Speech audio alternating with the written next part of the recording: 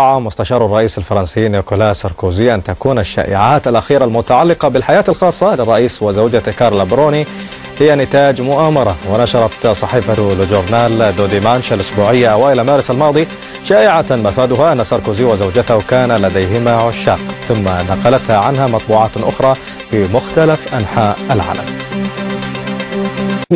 لقد تم فتح تحقيق، وأذكر أننا في دولة القانون والقضاء يكفل الحياة الخاصة وكرامة الشخص.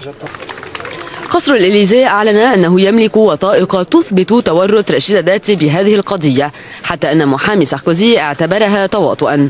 قضية تفجرت من موقع الصحيفة الفرنسية جورنال دي ديمانش، صحيفة اعتذرت لاحقا عما نشرته، لكن هذه القضية استحوذت أيضا على اهتمام الصحافة البريطانية والفرنسية منها، مما أجبر نيكولا ساركوزي على التعليق خلال زيارته إلى بريطانيا.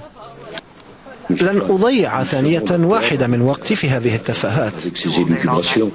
النيابة العامة في باريس فتحت تحقيقا بقضية الشائعات العامة، قضية ترفع الكثير من التساؤلات حول حماية الحياة الخاصة، وإنما أيضا حول السياسة الإعلامية التي يتبعها قصر الإليزيه.